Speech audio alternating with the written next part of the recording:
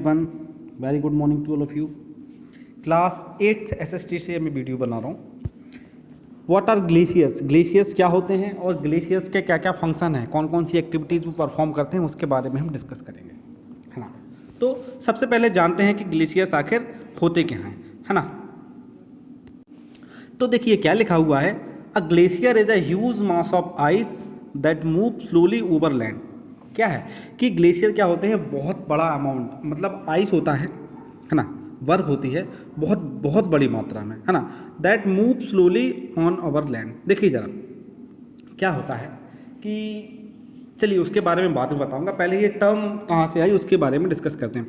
The term glacier comes from the French word glace, है ना, French में क्या ग्लास से, तो उसको हम ग्लेस पढ़ते हैं, विच मीन्स आइस। तो ग्लेस का मतलब क्या होता है, फ्रेंच में आइस होता है, वहाँ से ये वर्ड आया है ग्लेशियर।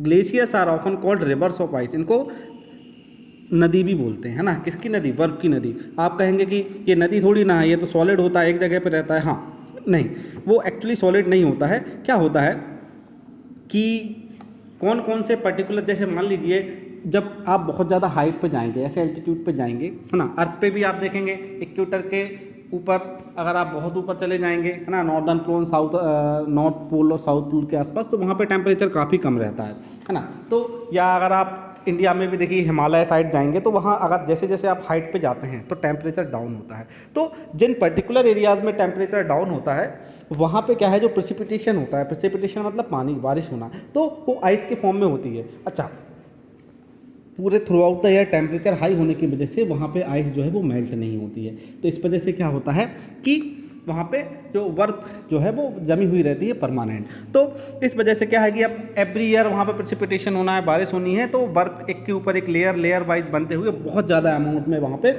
आइस इकट्ठा हो जाता है। अब इसी आइस को हम बोलते हैं ग्लेशियर्स। लेकिन यहाँ पे ध्यान हमको ये देना है कि जो ग्लेशियर्स होते हैं वो ऊपर की तरफ से हमको ऐसा लगता है कि सॉलिड है और ये मूव नहीं कर रहा है, लेकिन एक्चुअल में क्या होता है कि वो मूव कर रहे होते हैं, है ना। धीरे धीरे धीरे धीरे धीरे धीरे नीचे से मूव करते रहते हैं। ये आप एक साइड वाली ये वाली इमेज है, इसमें आपको लग रहा है कि ये रिवर की तरह है ना, पर इसमें आप अगर देख रहे होंगे तो आपको बहुत ज़्यादा सॉलिड ब्लॉक दिखाई दे रहा है, लेकिन ऐसा नहीं है। इसके नीचे भी क्या होता है, थोड़ा सा मेल्टेड वाटर होता है, और ये अपने वेट की वजह से ही थोड़ा धीरे धीरे धीरे मूव करता है, लेकिन इसके मूव करने की जो स्पीड होती है ना, वो बहुत ज़्यादा स्लो होती है।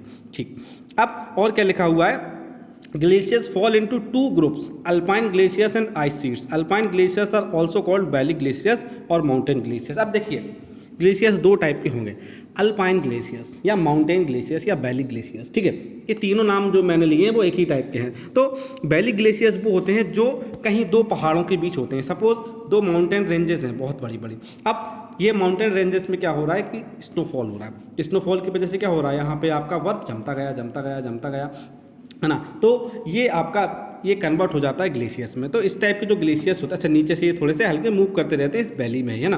तो इस टाइप के जो ग्लेशियर्स होंगे इनको हम बोलेंगे अल्पाइन ग्लेशियर्स या वैली ग्लेशियर्स, है ना।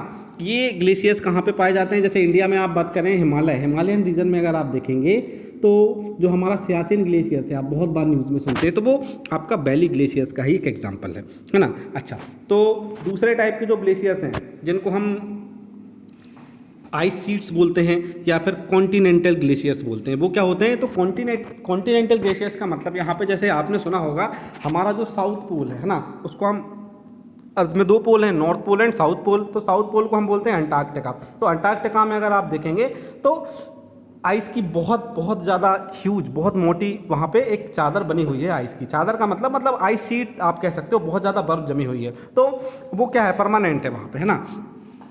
अब वो क्यों है, क्योंकि वहाँ पे टेम्परेचर बहुत ज़्यादा लो होता है, तो इस वजह से।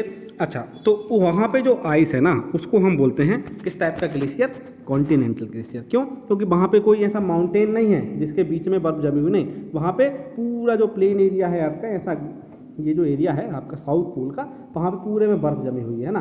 तो एक कॉन्टिनेंट की तरह, इसलिए आपने सुना होगा अंटार्कटिका कॉन्टिनेंट भी हम बोलते हैं। तो इस टाइप की जो ग्लेशियर्स रहेंगे उनको हम क्या बोलेंगे, क्या बोलेंगे,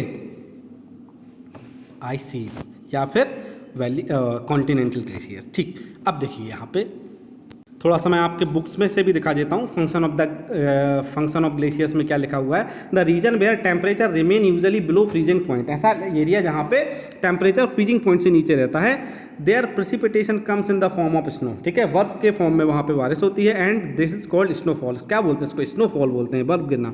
सच region are called snow clad areas, अच्छा ऐसे एरिया जहाँ पे स्नोफॉल होता है उसको क्या बोलते हैं, snow clad areas.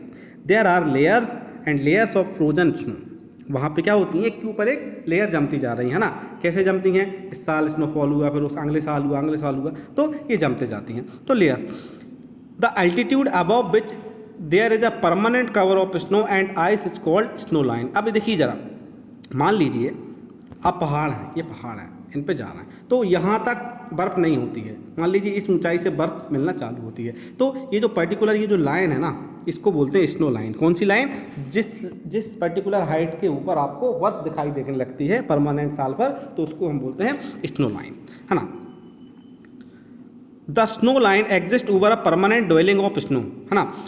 The snow line height is not equal everywhere on the ground, देखिए हर जगह पे स्नो लाइन बराबर नहीं होती। देखिए अगर आप इंडिया में देखेंगे तो बहुत ज़्यादा हाइट पे आपको जाना पड़ेगा, तब टेम्परेचर की कमी आएगी। वहीं अगर आप अंटार्कटिका में जाएंगे, है ना, तो वहाँ सी लेवल पे ही आपको इतना कम टेम्परेचर मिल जाएगा कि वहाँ पे आपको स्नो देखने को मिलती है। तो ये डिपेंड करता है कि आप अर्थ के किस पार्ट में है ना, अर्थ के अलग अलग पार्ट में अलग अलग हाइट पे स्नो लाइन आपको देखने को मिल जाएगी।